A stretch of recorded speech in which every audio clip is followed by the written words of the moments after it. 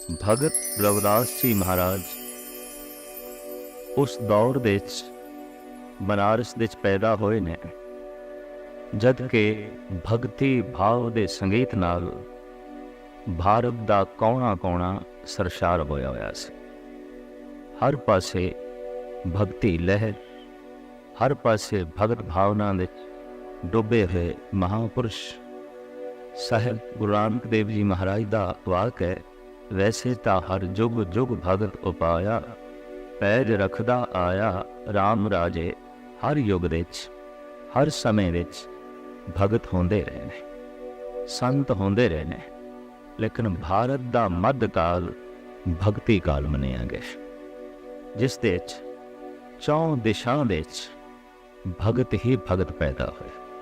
ਉਸੇ ਭਗਤੀ ਕਾਲ ਵਿੱਚ ਸੂਫੀ ਫਕੀਰਾਂ ਨੇ ਵੀ ਆਪਣੇ ਅਮਰ ਸੰਗੀਤ ਦੇ ਰਾਹੀਂ ਇਸ ਦੇਸ਼ ਨੂੰ ਅਧਿਆਤਮਿਕ ਤੌਰ ਤੇ ਸਰਸਬਜ਼ ਕੀਤਾ ਔਰ ਮਾਨਸਿਕ ਤੌਰ ਤੇ ਉੱਚਾ ਕੀਤਾ, ਜੀਵਨ ਦੀ ਜਾਂਚ ਦੱਸੀ। ਰਵਿਦਾਸ ਜੀ ਮਹਾਰਾਜ ਉਹਨਾਂ ਹੀ ਸਿਰਮੌਰ ਭਗਤਾਂ ਦੇ ਚੋਂ ਇੱਕ ਮਹਾਨ ਭਗਤ ਨੇ।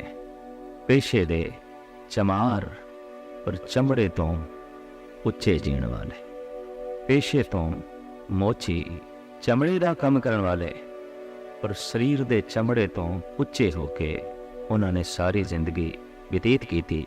ਸਰੀਰ ਦੇ ਤਲ ਦੇ ਉੱਤੇ ਜੋ ਜੀ ਰਿਹਾ ਹੈ, ਚਮੜੀ ਦੇ ਤਲ ਦੇ ਉੱਤੇ ਜੋ ਜੀ ਰਿਹਾ ਹੈ, ਇੰਦਰੀਆਂ ਦੇ ਤਲ ਦੇ ਉੱਤੇ ਜੋ ਜੀ ਰਿਹਾ ਹੈ, ਵਾਸਤਵਿਕ ਚਮਾਰ ਤੇ ਉਹੀ ਹੈ, ਕਿਉਂਕਿ ਉਹ ਵੇਖਦਾ ਹੈ ਚਮੜੇ ਨੂੰ ਹੀ ਸਵਾਰਨਾ ਜ਼ਿੰਦਗੀ ਦਾ ਮਨੋਰਥ ਹੈ, ਚਮੜੇ ਖਰੜੀ ਦਾ ਹੀ ਰਸ ਮਾਣਨਾ ਜੀਵਨ ਦਾ ਲਕਸ਼ ਹੈ। ਐਸੇ ਪੁਰਸ਼ਾਂ ਨੂੰ ਚਮਾਰ ਆਖਿਆ ਜਾ ਸਕਦਾ ਹੈ। ਚਮੜੇ ਦਾ ਕੰਮ ਕਰਦਿਆਂ ਹੋਇਆਂ ਸੁਰਤ ਚਮੜੇ ਤੋਂ ਉੱਚੀ ਰੱਖਣੀ, ਇਹ ਕੋਈ ਭਗਤ ਰਵਿਦਾਸ ਜੀ ਮਹਾਰਾਜ ਤੋਂ ਸਿੱਖੇ। ਉਹਨਾਂ ਦਾ ਕਾਲ ਐਸਾ ਸੀ ਕਿ ਚਾਰੋਂ ਪਾਸੇ ਰਵਿਦਾਸ ਨੇ ਆਪਣੀ ਭਗਤੀ ਸੰਗੀਤ ਨਾਲ ਪ੍ਰਭਾਵਿਤ ਕੀਤਾ। ਹੈਰਾਨਗੀ ਦੀ ਗੱਲ ਹੈ ਕਿ ਅਨਪੜ੍ਹ ਜਦ ਵਿਦਿਅਕ ਮੰਦਰਾਂ ਦੇ ਦਰਵਾਜ਼ੇ ਵੀ ਆਪ ਲਈ ਬੰਦ ਨੇ, ਧਾਰਮਿਕ ਮੰਦਰਾਂ ਦੇ ਦੁਆਰ ਤੇ ਬੰਦ ਹੀ ਸਨ, ਲੇਕਿਨ ਐਸੀ ਅਗੰਮੀ ਵਿਦਿਆ ਆਪ ਦੇ ਅੰਦਰੋਂ ਫੁੱਟੀ, ਐਸਾ ਅਗੰਮੀ ਸੰਗੀਤ ਆਪ ਦੀ ਚੇਤਨਾ ਦੇ ਚੋਂ ਪ੍ਰਫੁੱਲਤ ਹੋਇਆ। ਦਰਅਸਲ ਇਹ ਹਕੀਕਤ ਹੈ ਕਿ ਪ੍ਰਮਾਤਮਾ ਜਦ ਵੀ ਕਿਸੇ ਦੇ ਅੰਦਰੋਂ ਪ੍ਰਗਟ ਹੁੰਦਾ ਹੈ, ਬਸ ਉਹ ਗੀਤ ਰਾਹੀਂ, ਸੰਗੀਤ ਰਾਹੀਂ। ਸੰਗੀਤ ਔਰ ਗੀਤ परमात्मा दे बहुत निकट है, बहुत निकट है। संगीत एक कला है, गीत एक कला है, ते परमात्मा स्वयं भी एक कलाकार है। ऐसा महान कलाकार कि उसकी कला चारों पासे सानू देखने नूं मिलती है। एक निक्का जिहा बीज धरती दे बो के जदों अंकुरित होंदा है, कोमल रूप उसका धरती तो बाहर निकलता है, सहजे सहजे विकसित होंदा है, शाखां पत्ते, फिर उस दे चों जद फुल खिड़दे ने, फल लगदे ने। एक ऐसी महान कला है कि उस अदुੱਤੀ कलाकार नूं दाद दिते बिना रह नहीं सकदा मनुख अध्यात्म वासी। उसकी कला चारों पासे फैली हुई है, सागर दे चों भाप उठती है, उमड़ उमड़ के वो चारों पासे बरसती है। एक महान कला है। पहाड़ों दे झरनियां दी रफ्तार और एक गुंजार, चारों पासे दा वातावरण दरअसल उस महान कलाकार दी कला दी ही प्रदर्शनी है। कदी कदी संगीतकार, चित्रकार, मूर्तिकार और लेखक लोग अपनी कला दी खास रूप दे प्रदर्शनी कराया करते हैं, और उस महान कलाकार की प्रदर्शनी कला की हर वक्त हो रही है, हर थां ते हो रही है। जिस पासे भी निगाह मारीए कला ही कला है, चाहे आसमान ते जात मारीए, चाहे सागर ते निगाह मारीए, चाहे पहाड़ों दी चोटियां नूं वेखीए, ते चाहे धरती ते निगाह मारीए, चाहे पशुओं नूं वेखीए, पक्षियों नूं वेखीए, वनस्पति नूं वेखीए, हर थां ते उसकी कला उजागर हो रही है, प्रगट हो रही है। और वो ऐसा कलाकार है कि हर कला दे वो निपुण है, जिसनों गुरबाणी कहती है तू सर्व कला का ज्ञाता। तू हर तरह दे कला दा ज्ञानी है। तो प्रभु जद भी किसी के अंदर प्रगट होंदा है कला दे राही होंदा है। भगत रविदास जो पेशे दे चों चमार ने, जुतियां गंढना, नवियां जुतियां बनाना, चमड़े नूं रंगना और मोए हुए ढोरां दी खल लाणी, ये तो आप दा धंधा है। पर बैठिया बैठिया जद भी आप दे अंदरों प्रभु प्रगट होंदा है गीत दे राही, संगीत दे राही, रविदास ने अनेकां रागां विच शब्द अपना मधुर कलाम उच्चारण कीता है और सुना सुना के तपदे हिरदे शांत कीते ने। आप दे उत्ते एक प्रश्न होया जद आप भारत की यात्रा ते सन, कहाँ के वासी, कित्थों दे वासी हो, कित्थों दे रहन वाले हो। रविदास का ये जवाब बड़ा आलमाना है, फिलसफाना है। इनू वेख के अंदाजा लाना पैंदा है, नहीं ये ते रब ही बोल रहे, अंदरों परमात्मा बोल रहे, एक चमार दे बोल नहीं हो सकते। हकीकत है ये बहुत वड्डी सच्चाई है कि प्रभु इस महान फिलसफे दे राही, गीत दे राही, संगीत दे राही रविदास दे अंदरों प्रगट होया। ये ठीक है कि आप जुतियां गंढ रहे ने, पर नहीं अगले दा दिल दिमाग भी मधुर अमर संगीत ते गीत दे राही रब नाल गंढ देंदे ने। इस वास्ते कहना पेगा कि तमाम भगतां दा धंधा भी धर्म है। अज हर चौक दे मोची बैठे ते मिलणगे, पर रविदास जैसा चमार खोजना बहुत कठिन है। हर शहर विच ग्वाले और जुलाहे, मामार, कुमार, नाई, धोबी, कसाई, छींबे बैठे ने, पर नामदेव जैसा छींबा लभना बहुत औखी गल है, जो सिर्फ अगलियां दे कपड़े ही नहीं रंगदा, दिल दिमाग नूं भी रब्बी रंगण चाड़ देंदा। सिर्फ कपड़े ही नहीं कबीर बुनदा, ताना पेटा ही एक नहीं करदा, वो जीव ते आत्मा नूं भी एक करन दा उपदेश ते संदेश देंदा रहिंदा है। इन्हां भगतां दे दरअसल धंधे भी धर्म ने। इन्हां दी कृत दे चों ही कीर्ति दी खुशबू आ रही है, जबकि आम बंदियां दा धर्म भी खिमा करनी अंदर धंधे दी बदबू रखता है, दुर्गंध रखता है। तो भगत रविदास दे अंदरों प्रभु प्रगट होया है फिलसफे दे राही, गीत दे राही, संगीत दे राही। जद आप ते प्रश्न होया कित्थों दे वासी हो, तां आप कहंदे ने बेगमपुरा शहर को नाम, मेरे शहर दा नाम है बेगमपुरा, मैं उत्थों दा वासी। बेगमपुरा ये कित्थे है? नक्शे च देखांगे तो किधरे नहीं मिलेगा। किसी मुल्क दे एक कस्बे शहर का नाम नहीं है, प्रांत का नाम नहीं है। धरती दे उत्ते जिथे भी चले जाइए गम मौजूद है, दुख मौजूद है। ऐसा कोई व्यक्ति नहीं जिहड़ा गमगीन ना हो, ऐसा कोई परिवार नहीं जिथे दुख ना हो, ऐसा कोई कस्बा ते शहर नहीं जिथे विपतावां ते कलेश ना हो। कोई ऐसा धरती ते मुल्क नहीं है जिथे गम ना होवे। पर रविदास कहंदे ने मैं ते उत्थों दा वासी जिथे गम है ही नहीं। बेगम पुरा शहर को नाव, दुख अंदो नाही तै ठाव। जिस नगरी दा मैं वासी हाँ उत्थे दुख है ही नहीं, उत्थे पीड़ा है ही नहीं, उत्थे कलेश है ही नहीं। हुण रविदास दे दसे हुए इस बेगमपुरे नूं लभीए जमीन दे उत्ते जिथे गम नहीं, दुख नहीं, तो धरती दे उत्ते ते ऐसा लभना बहुत औखा है। जबकि हर बंदा गम दी सेजा ते ही सुता है, हर बंदा पीड़ा ते हौकियां दे च ही जिंदगी बतीत करदा है। जैसे कि उर्दू दे शायर दा कहना है कबाबे सीख हैं हम करवटें, हर सू बदलते हैं। जो जल जाता है ये पहलू, तो वो पहलू बदलते हैं। इतनी दुख है, इतनी पीड़ा है, इतना कलेश है।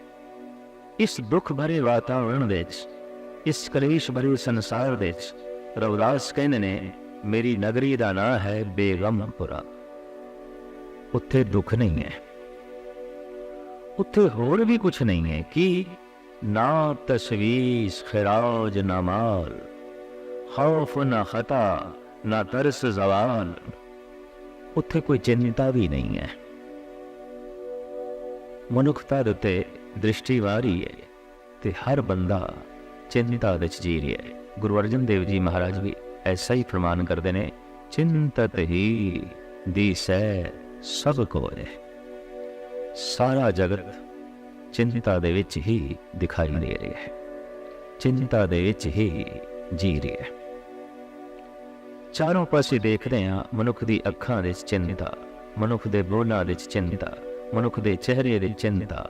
उठदियां बैठदियां हौखे मनुख दे दसदे ने कि चिंता विच जी रहा है। ते चिंता भविष्य दी ही होंदी है। पता नहीं आने वाला कल कैसा होगा, इसकी चिंता। पर रविदास कहते ने मेरी नगरी विच चिंता है ही नहीं। जीवन का एक ढंग है।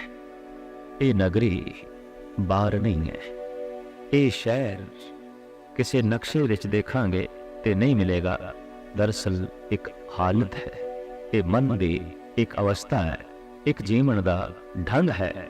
एक आलम का कहना है, जो हंस रहा है सो हंस रहेगा, जो रो रहा है सो रो रहेगा।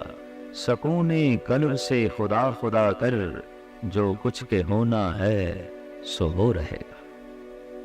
तुम अपना सकूने कल्ब नाश ना कर। जो कुछ होना है वो तेरे कीतियां टलना नहीं, रुकना नहीं। हाँ, तू इतना ही कर सकता है कि जो कुछ होना है इनू खिड़े मत्थे तस्लीम कर ले। जो कुछ होना है इनू खिड़े मत्थे प्रवान कर ले।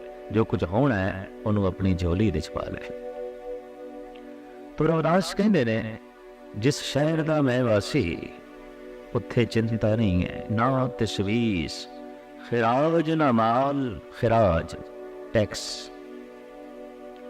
दुनिया दे च रहिंदियां जैसे जैसे बंदे दी धन संपदा वधदी है, मान असबाब वधदा है, तो टैक्स भी वधदा है। तरह तरह दे उन्होंने टैक्स भी देने पैंदे, खिराज भी देना पैंदा है। लेकिन रविदास जी महाराज कहते रहे कि संपदा वधदी जा रही है, धन वधदा जा रहा है, परम आनंद वधदा जा रहा है, पर मेरे ते कोई टैक्स नहीं, मेरे ते कोई खराज नहीं किसी प्रकार का भी। हालांकि बैरूनी दुनिया च असीं देखते हैं कि मनुख का सुख वधे, मनुख का आराम वधे, मनुख की दौलत वधे, मनुख की संपदा वधे, ते उहदे नाल ऐ भी चिंता वधदी है, दुख वधदा है कि टैक्स वधेगा, खराज देना पएगा। पर रविदास जी महाराज कहने ना तशवीश, खराज ना माल। जो माल मेरे कोल है उस ते मैनू खराज नहीं देना पैंदा, टैक्स नहीं देना पैंदा। सवाल इत्थे पैदा होंदा है, माल की है? माल ऐसा है, दुनियावी दौलत नाल उसनू खरीदना बहुत ही कठिन है, अत्यंत कठिन है। सोने दियां मोहरां दे के निश्चिंतता खरीदनी बड़ी औखी गल है। सोने दियां मोहरां दे के दया, शील, संजम बाजार दे चों नहीं मिलेगा। संतोख ते सबर ये किसी दुकान तो नहीं मिलेगा, किसी बाजार दे च नहीं मिलेगा। ये ऐसे गुण ने, ऐसा माल असबाब है जो दिन दुनिया दे बाजार दे च नहीं मिलेगा। स्वयं भगत कबीर ने इसनों इस ढंग नाल बयान किया है कि राम पदार्थ पाए के कबीरा गांठ न खोल। ये जिहड़ा पदार्थ, ये जिहड़ा माल तू प्राप्त किया है, ऐ कबीर इस पदार्थ की गठड़ी किधरे खोली ना। इस माल असबाब की गठड़ी किधरे खोली ना। क्यों कि ऐसा बैरूनी दुनिया विच कोई बाजार ही नहीं है। राम पदार्थ पाए के कबीरा गांठ ना खोल, नहीं पटन नहीं पारखू, नहीं गाहक नहीं मोल। कोई पटन नहीं है, कोई बाजार नहीं है, कोई ऐसा स्थान नहीं है जिथे बैठ के इस पदार्थ नूं वेचिया जा सके। भगत कबीर कहते रहे जे मबा दा इस अमर पदार्थ नूं, इस दैवी गुणा की गठड़ी नूं मैं दुनिया के बाजार विच खोल भी लवां, जैसे कोई हीरिਆਂ नूं वेचे उत्थे जिहड़ा कोलियां दा बाजार होवे, कोई सोना वेचण उत्थे चला जाए जिस बाजार विच लोहा बिकदा है, कोई हीरे लाल पन्ने जवाहरात उस थां ते वेचण चला जाए जिथे इट्टां बिकदियां ने, लकड़ां बिकदियां ने। ये गल सुभाएमान ते नहीं, लेकिन कबीर कहने मैनू ऐसा मजबूरन ये हीरियां दी पंड उत्थे खोलनी पई है जो बाजार ही कोलियां दा है, जो बाजार ही पत्थरां दा है, जो बाजार ही लोहे दा है। मजबूरी है कि जेड़े हीरे मेरे कोल ने इन्हां दा कोई बाजार ही नहीं है। दरअसल दुनिया के किसी बाजार विच भी चले जाइए, सबर कित्थों मंगीए, संतोख कित्थों मंगीए, केड़ी दुकान तो मंगीए, सील संजम दया किस दुकान तो मंगीए। ये दैवी गुणा की दौलत, इसदे कोई बाजार नहीं ने, नहीं पठन नहीं पारखो। आम बाजार विच भगत कबीर कहने जे मैं बैठ भी जावां तो वाकई ये रब दियां महान गल्लां आम बाजार विच ही कहणियां पैंदियां, आम दुनियादारां दे सामने ही रखनियां पैंदियां ने, जिथे वाकई ऐसा देखण दे चाया है कोई पारखू ही नहीं होंदा। क्योंकि कोलियां दी मंडी विच ते कोलियां दे पारखू आणगे, पत्थरां दी मार्केट दे विच पत्थरां दे जानकार आणगे, लक्कड़ मंडी विच लकड़ां दे खरीदार आउणगे ते लकड़ां दे पारखू आणगे। ये किहड़ी लक्कड़ है, चंगी है माड़ी है, इमारती है जलाऊ है, लकड़ां दे ही खरीदार आउणगे लक्कड़ मंडी विच। ते लोहा मंडी विच लोहे दे ही खरीदार आउणगे। भगत कबीर कहंदे ने इन्हां मंडियां च मैं बैठ गया हीरियां दा व्यापार करन लई, हीरियां दी पंड खोल के मैं उत्थे बैठ गया। अक्सर भगत लोगां ने प्रभु दे गीत उन्हां लोकां नूं सुणाए ने जो प्रभु दे गीत ना सुनना चाहते सन ते ना ही उन्हां दी सूझ ते समझ सी। यही कारण है कि भगत जो कहते रहे संसार का उन्हां बोलां नाल तालमेल नहीं बैठता रहा, संसार विरोधता करता रहा। तो भगत जी कहने ने कोई पारखू ही नहीं है। मैं बैठा, लोकी कोले खरीदते पे ने, इट्टां खरीदते पे ने, पत्थर खरीद रहे ने, लोहा खरीद रहे हैं, लकड़ा खरीद रहे हैं, तो मैं पोटली खोल के बैठा हाँ, मेरी तरफ कोई आउंदा ही नहीं, कोई खरीदार ही नहीं, कोई पारखू नहीं, नहीं पटन नहीं पारखू नहीं गाहक। फिर कोई खरीदार ही नहीं, गाहक ही नहीं है। जो चीज मेरे कोल है इसका कोई खरीदार ही नहीं है। देखने दे चाया है एक राजनीतिक दे पिछे जितनी भीड़ चल पैंदी है, एक धनवान दे आले जितनी दुनिया मंडलाउंदी है, अध्यात्म दर्शी दी जीवदियां जी करीबन करीबन संसार ने विरोधता ही कीती है। उहदे बोलां नाल उहदी जिंदगी नाल जगत सहमत नहीं होया। तो श्री कबीर कहना कोई ग्राहक ही नहीं है कि जे मवा दा इस बहुती भीड़ दे जो कोलियां दे ग्राहक ने, लोहे दे ग्राहक ने, किधरे एक कर इस हीरे दा ग्राहक आ भी जाए, पारखू आ भी जाए, तो नहीं मोल ओ मुल देण नूं तैयार नहीं, वो मुल नहीं उतार। समझते है ये हीरा है, परखते है उसको, और वो खरीदार भी है लेकिन मुल नहीं देना चाहता। इत्थे सवाल पैदा होता है मुल की है। कंचन स्यों पाये नहीं तोल, मन दे राम लिया है मोल। मन ही उसका मुल है। अपना मन भेंट करिए ते राम नाम दा हीरा प्राप्त करिए, पर यह मुल देण नूं कोई तैयार ही नहीं। इस वास्ते खरीदार होंदे होया भी, पालखू होंदे होया भी, सूझ समझ रखदे होया भी कई मनुख इस महान हीरिਆਂ तो वांझे रह जाते ने, क्योंकि मुल नहीं उतारते, मुल जो है नहीं देना चाहते।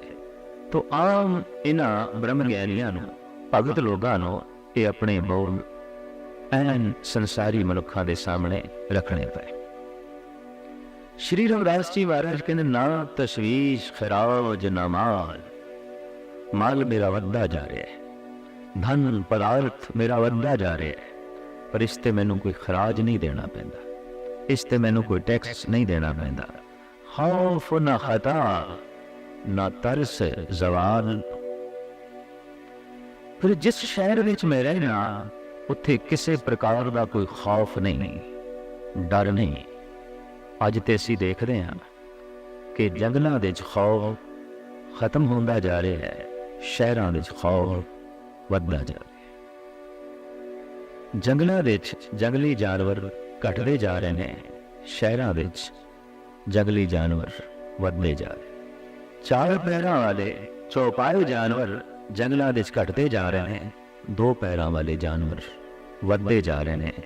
ते अजोके युग के चार पैरों वाले जानवरों का इतना खतरा नहीं रहा, दो पैरों वाले जानवर का खतरा वध गया है। प्राचीन समय में चौपाया का खतरा सी, और उन्हों तो बचाव दे ही सारे उपराले करने पैंदे सन, साधन जुटाने पैंदे सन। सारी सारी रात अग बाल के रखनी पैंदी सी, कोई शेर ना आ जाए, कोई चीता हमला आवर ना हो जाए, या फिर सप्पां तो बचन के उपराले करने पैंदे सन, हाथियां तो बचन के उपराले करने पैंदे सन।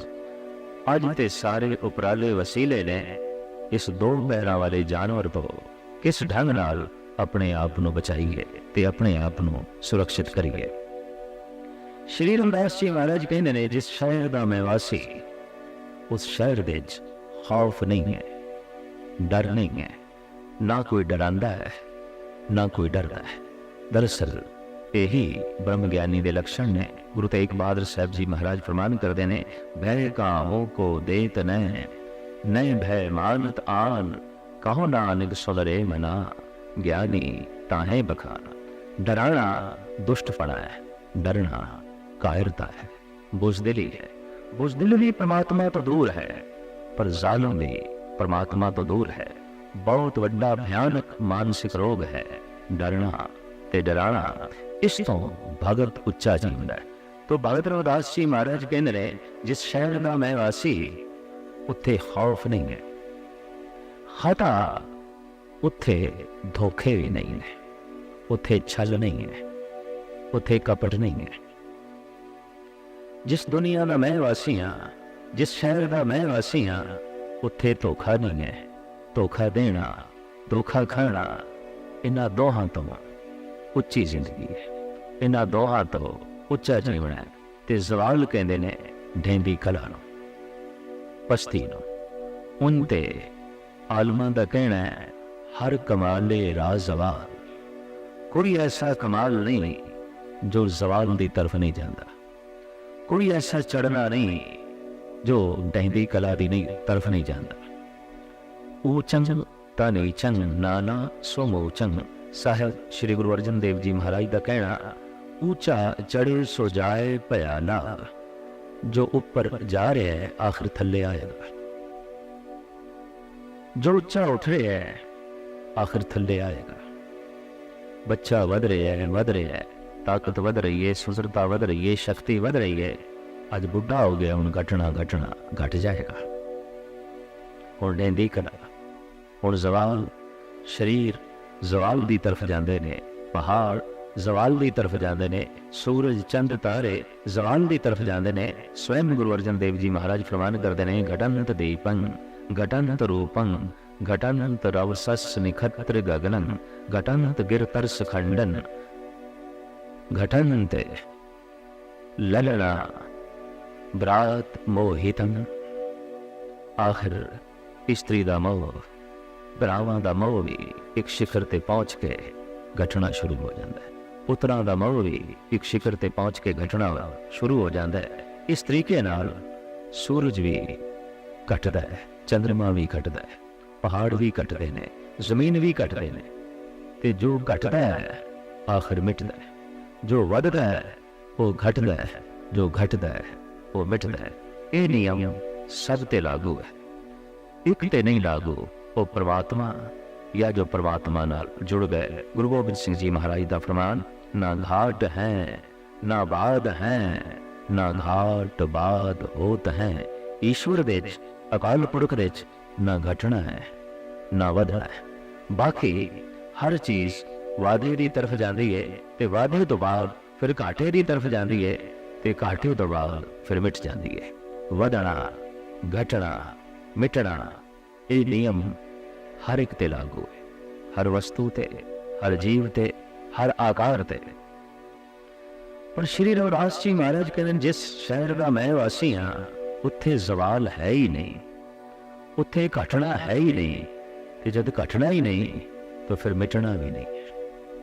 अमिट दुनिया की प्राप्ति हो जाती है, अमिट संसार, अमिट आनंद, अमिट सुख जो नेज तो नाबूद हो ही नहीं सकता। ना तस्वीस खराज न मार, खौफ न खता न तरस जवाल। अब मैं खूब वतन गहे पाई, वहाँ खैर सदा मेरे भाई। उस शहर दे सदैवी खैर बने हुए, सदा ही खैर, सदा ही चढ़दियां कला, कभी माड़ी खबर नहीं आ रही। जमीन दे उत्ते कोई ऐसा मुल्क नहीं जिथे रोज कोई ना कोई माड़ी खबर ना आवे। कोई ऐसा शहर नहीं, कोई ऐसा प्रांत नहीं जिथे माड़ियां खबर अखबारां विच पढ़न नूं मिल जो है ना मिलन। पर श्री रविदास जी महाराज कहते जिस शहर का मैं वासी हाँ उत्थे सदैवी खैर है, कभी कोई माड़ी खबर उस शहर की है ही नहीं। ना तस्वीस खराज न मार, खौफ न खता न तरस जवाल। अब मैं खूब वतन गहे पाई, वहाँ खैर सदा मेरे पाई। ए मेरे प्यार उत्थे सदैवी खैर, उत्थे सदैवी आनंद है। मैं उस शहर का वासी, मैं उस नगरी का वासी, और उस नगरी के वासी ही सारे लोग तुसी बनो। हकीकत है बैरूनी दुनिया में जिस मुल्क के सुख ज्यादा होए वो मुल्क बाकी लोगों लिए अपने मुल्क के दरवाजे बंद कर देंगे ने। दुखी नहीं, कमजोर लिए, गरीबा लिए अपने मुल्क के द्वार बंद कर देंगे ने। ऐसा असी धरती ते देखते हैं। एक प्रांत दे बहुत कुछ होवे ते बहुत कुछ प्राकृतिक संपदा होवे, वो प्रांत भी दूसरे प्रांत लिए द्वार बंद करता है। एक व्यक्ति को बहुत कुछ हो जाए तो बहुत कुछ दे होंदे आई वो दूसरे व्यक्तियों लिए दरवाजे बंद कर देता है। पर रविदास कहने जिस शहर का मैं वासी हाँ बेगमपुरे का, इस शहर के बूहे हर एक लिए खुले। कोई भी आवे इस बेगमपुरे दे वसे ते आनंद लवे, सुख चैन लवे। मैं सब नूं आवाज़ मार रहा, सब नूं ढडोरा पिट के बुला रहा।